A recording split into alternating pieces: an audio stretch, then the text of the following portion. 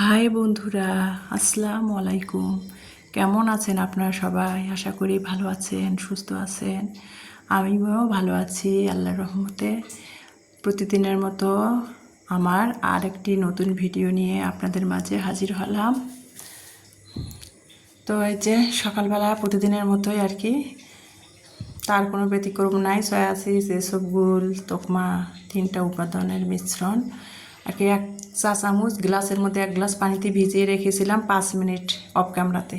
সেটা ঘুটে খেয়ে নিলাম লবণ চিনি ছাড়া, খালি পেটে। খেয়ে দিয়ে তারপরে চুলার মধ্যে ম্যাজিক চুলাতে একটু দুধ চা বসিয়ে দিয়েছি, গরুর দুধ দিয়ে চা বসিয়ে দিয়েছি। আজকে নাস্তা বানাবো না, সকালে 7টার দিক থেকে শুরু করেছি আপনার মাঝে। ইমানি পড়তেছে আর কি, ওদের যেহেতু পরীক্ষা, ইলমার স্কুলে অর্ধবার্ষিকী পরীক্ষা, ইমানির ফাইনাল ইন্টারের পরীক্ষা চলতেছে। তো 2 বোনে পড়তেছে, আমি আর কি চা দিয়ে টোস্ট খাচ্ছি। আর ওদের জিজ্ঞেস করলাম 2 মেয়েকে কী খাবে সকালে নাস্তা। তো ভাত আছে ফ্রিজে রাতের। ইদানিং ভাত রান্না করলে 1.5 পট করে চাল রান্না করি, তাই খাওয়া হয় না। ফ্রিজে ভাত আছে। তো ইমানি বলছে আম্মু থাক, দরকার নাই, ভাত নষ্ট করে লাভ নাই, ভাত খাবো, ডিম ভাজি আর ভাত। তো যেই কাজ সেই কথা, 2 মেয়েকে আর কি। আর গরমের মধ্যে বলছে যে গরমের মধ্যে রুটি পরোটা ভালো লাগে না খেতে। আমার মেয়েরা বলতেছে, দেখেন আমার মেয়েরা কত বুঝে আর কি। তো মেয়েদের কথায় আর কি, ওরা যেটা খাবে সেটাই তো করে দেবো, তাই না? তো 2 মেয়েকে আর কি ফ্রিজে ভাত বের করে ভেজে দিলাম, ডিম আমলেট করে দিলাম, 2 মেয়ে খেয়ে নিল।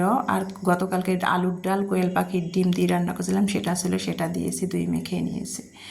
তো যাই হোক, তারপরে আমি একটু দুধ চা বানিয়ে নিলাম। ইমানিকে বললাম 5টার দিকে ফজরে উঠে পড়তে বসছো, রিভেজ দিচ্ছিল। তো বললাম যে একটু চা খাও, তো সময় নাই, বলতেছে আম্মু খাবো না।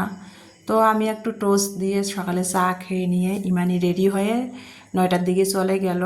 যেহেতু ওদের পরীক্ষার রুমে ঘড়ি অ্যালাউ করতেছে না। প্রথম পরীক্ষার দিনে আপনাদের দেখাইছি, হাত থেকে ঘড়ি, হাত ঘড়ি, বোর্ড, পরীক্ষা দেওয়ার যে বোর্ড, সেই বোর্ড ভিতরে পরীক্ষা রুমে অ্যালাউ নিষেধ।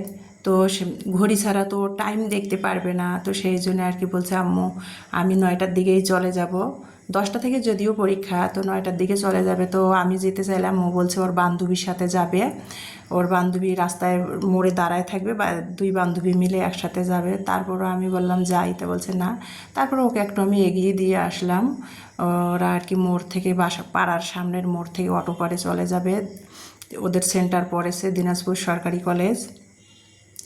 তো যাই হোক, যেটা বলতেছিলাম, ইমানি চলে গেল, ইলমাকেও অটোতে তুলে দিয়ে আসলাম স্কুলে। ইলমার আজকে বাংলা পরীক্ষা। তো ইলমাকেও অটোতে করে দিয়ে আসলাম, দিয়ে বাসায় চলে আসলাম আর কি। 2 বোনকে স্কুলে দিতে গেলে তো বাসায় কেউ নেই আমার, তালা মেরে যেতে হয়। তো বাসায় চলে আসলাম, এসে সকালে চা বানালাম। ইমানি খেলো না, চা বেঁচে গেছে, আমি 1 কাপ তো খেয়ে নিলাম টোস্ট দিয়ে। তো সেই চাটা ভাবলাম যে চা তো বেশিক্ষণ রাখলে, 10-15 মিনিটের বেশি রাখলে সেই চা খাওয়া ক্ষতিকর। তো বিষে পরিণত হয় সেই চা, মারাত্মক ক্ষতি করে।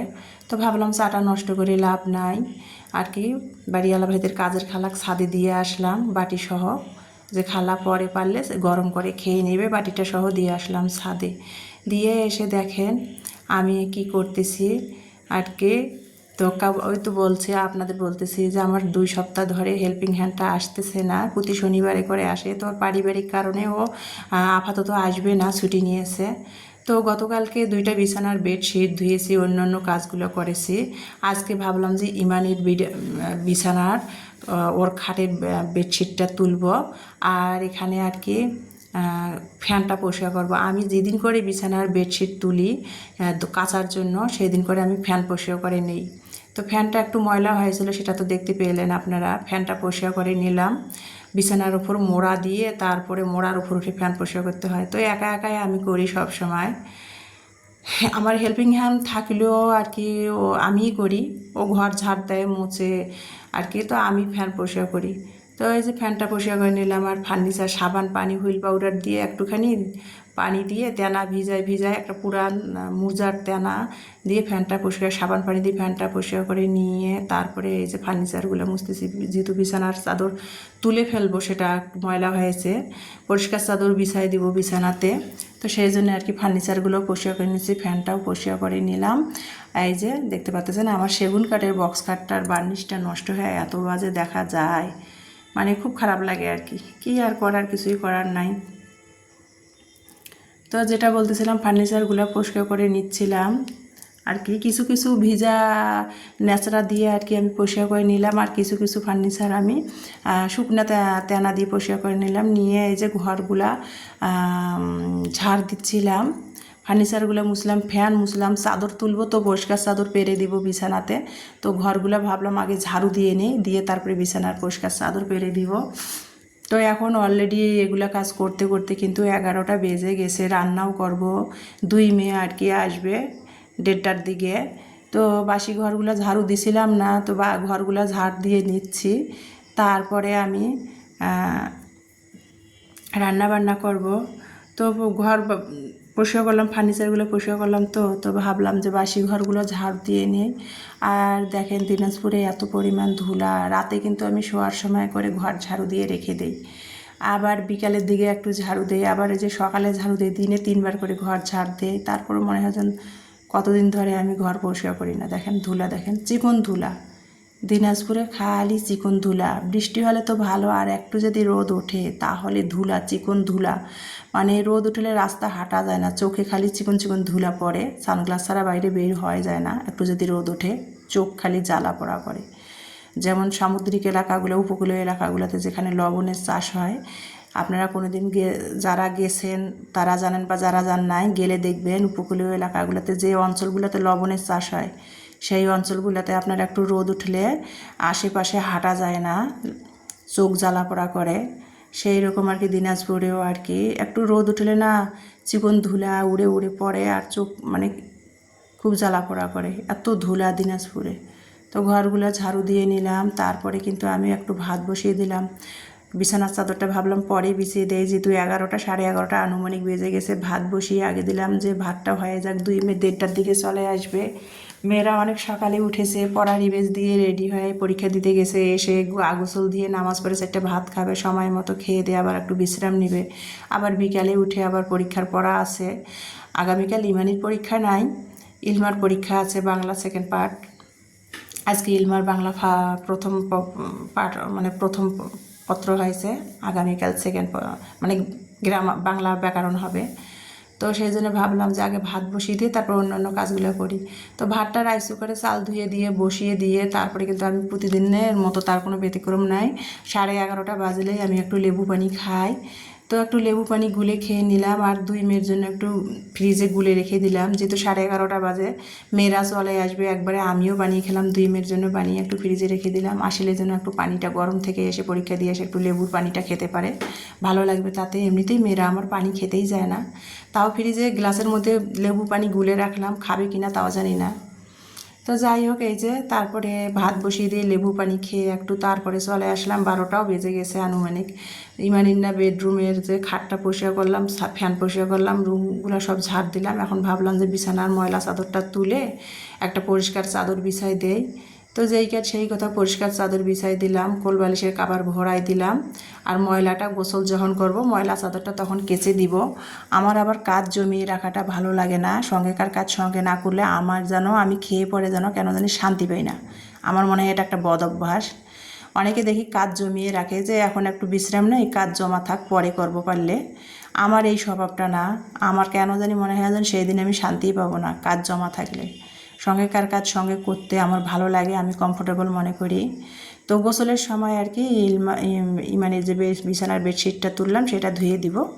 তো এই যে পরিষ্কার একটা বেডশিট বিছাই দিলাম, দিয়ে দেখেন রুমটা পরিষ্কার করলাম, কত সুন্দর ক্লিন লাগতেছে। খাটটা পরিষ্কার করে নিলাম, যদিও খাটটা আমার সেগুন কাঠের হলেও বার্নিশ নষ্ট হয়ে গেছে, কালো কালো হয়ে গেছে, দেখতে কেমন দেখা যায়। তারপরেও মুছলাম, মুছে আর কি একটু ক্যামেরা বন্দি করতেছিলাম, ভালো লাগতেছে তো তাই ক্যামেরা বন্দি করে নিলাম। একটা পরিষ্কার চাদর বিছাই দিয়েছি, মনের মধ্যে একটা প্রশান্তি এসে আসতেছে, তাই আর কি ক্যামেরা বন্দি করে নিলাম। নিয়ে সেটাই আমার ভালো লাগাটা আমার প্রিয় আপু ভাইদের সাথে একটু শেয়ার করলাম। তো যাই হোক, যেটা বলতেছিলাম, এই যে তারপরে বিছানা চাদরটা পরিষ্কার একটা চাদর বিছাই দিয়ে ময়লা চাদরটা তুলে রেখে দিলাম, দিয়ে রান্নাঘরে চলে আসলাম। এখন রান্নাঘরে ওই ভাবলাম যে কী রান্না করবো, তেলাপিয়া মাছ আছে, তো তেলাপিয়া মাছ দিয়ে ঢেঁড়স আলু দিয়ে রান্না করব, একটা তরকারি রাঁধবো। আর খালাকে, বাড়িওয়ালা ভাইদের কাজের খালাকে বলছিলাম চা দিতে, সকালে যখন গিয়েছিলাম, যে খালা আমাকে একটু কাঁঠালের বিচির ভর্তা বানিয়ে দিবেন। তো খালা কাঁঠালের বিচির ভর্তা খালার কাছ থেকে বানিয়ে নিব। আর আমি আর কি এখানে সেই মানে অনুমান করে যে খালার কাছে কাঁঠালের বিচির ভর্তা বানিয়ে নিব। আর আমি একটু গ্যাসের চুলায় বাসার ভিতর ঢেঁড়স আলু দিয়ে মাছ, তেলাপিয়া মাছ রান্না করি। তো মাছটা ভেজে তুলে তুলাম, লবণ হলুদ মরিচ দিয়ে মেখে মাছটা ভেজে নিলাম। আর এই ফ্রাই প্যানটাতে না আমি একটু ভাজি করছিলাম, তো ফ্রাই প্যানটাতে তেল ছিল আর কি, পটল ভাজি করছিলাম, তেল ছিল, তেলগুলো ফেলাই দেই নাই, ঢেকে রেখেছিলাম। সেই তেলের মধ্যে না মাছগুলো ভাজছি, মাছগুলো কালো হয়ে গেছে, কেমন জানি কালচা কালচা লাগতেছে। পরে ঢেঁড়স আলু কষিয়ে নিলাম, হলুদ দিয়েছি, তারপরেও কিন্তু না তরকারির না ঝোলটা না দেখেন কালো কালো লাগতেছে, কেমন দেখা যাচ্ছে। যাই হোক, কী আর করার, সব সময় যে কালারফুল তরকারি খেতে হবে, আর কালারফুল তরকারি যে খেতে স্বাদ হবে তার কোনো মানে নাই। তো আর কি ঢেঁড়স আলু দিয়ে মাছ রান্না করলাম, যে রেগুলার যে মশলা দেওয়া হয়, যে মাছের মধ্যে আমরা যে তরকারিতে মশলাগুলো দিই, সেই তরকারিতে সেই মশলাগুলো দিয়ে ঢেঁড়সটা কষিয়ে মাছ রান্না করে নিলাম। নামাবার সময় একটু ভাজা জিরার গুঁড়া ছিটাই দিয়ে ফ্লেভারের জন্য চুলার জালটা বন্ধ করে দিয়ে এখন চলে আসলাম ওয়াশরুমে, গোসল করব। অলরেডি অফ ক্যামেরাতে কিন্তু 2 মেয়ে চলে আসছে, সেগুলো তো আর দেখা সম্ভব না A to Z। তো মেয়েরা এসে গোসল করে নিয়েছে, তো এখন আমি গোসল করব। মেয়েদের গোসল করেছি, ইমানি নামাজ পড়তেছিল, এখন বাজে 2টা। তো আমি গোসল করব, রান্না শেষ, গোসল করব। ওই যে চাদরটা তুলে রাখলাম, ইলমার আর কি সকালে স্কুলে গেছে, প্যান্ট আর কি চেঞ্জ করে গেছে, ইউনিফর্ম পরে সেই কাপড়গুলো জমছে, সেগুলো ভাবছি কেচে দিয়ে, বিছানার চাদরটা কেচে দিয়ে গোসল করে ফ্রেশ হয়ে আসি।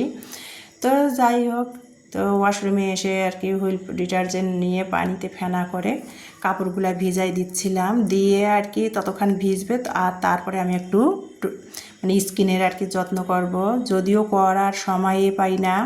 তো ভাবলাম আমার মুখেরটা জানি কেমন হয়ে গেছে, মুখের মধ্যে না আমার স্কিনে কোনো কিছুই লাগাই না, মানে সারাদিন একটু যে ময়শ্চারাইজার লাগাবো সেটাও দেই না, গরম তো আর আমি কেন জানি আমার ভালো লাগে না, আমি কোনো কিছুই লাগাই না আর কি।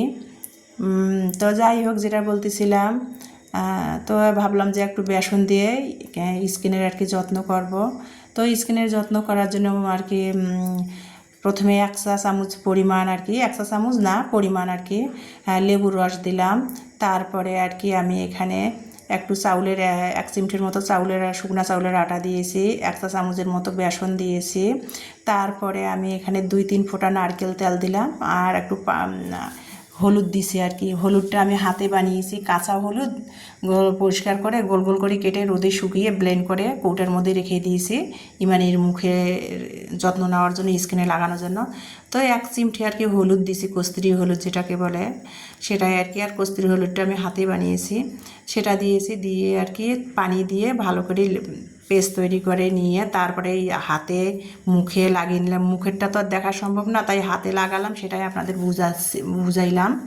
লাগিয়ে গোসল করে 5 মিনিট রেখে গোসল করে আসে, তারপরে এই যে দুপুরের খাবার খাচ্ছি আর কি। ওই যে সেই খালার কাছে কাঁঠালের বিচে যে ভর্তা বানিয়ে নিলাম, সেটা ঢেঁড়স আলু দিয়ে মাছ রান্না করেছি, আর ভাত রান্নাঘরে বসেই খাচ্ছি। 2 মেয়ে অলরেডি খেয়ে নিয়েছে, শুয়ে পড়েছে 2 মেয়ে। এখন খেতে খেতে আমার 2:30 বেজে গেছে, গা গোসল দিয়ে খেতে খেতে যে 2:30 বাজছে, রান্নাঘরে বসেই খাচ্ছিলাম। তো এই যে দুপুরের খাবার খেতে খেতে আমার প্রিয় আপু ভাইয়াদের মাঝ থেকে বিদায় নিব। সবাই ভালো থাকবেন, সুস্থ থাকবেন। আমার ভিডিওটি দেখার জন্য সবাইকে অসংখ্য অসংখ্য ধন্যবাদ। আমার নেক্সট ভিডিও দেখার সবাইকে আমন্ত্রণ জানিয়ে আজকে এখানে ইতি টানবো।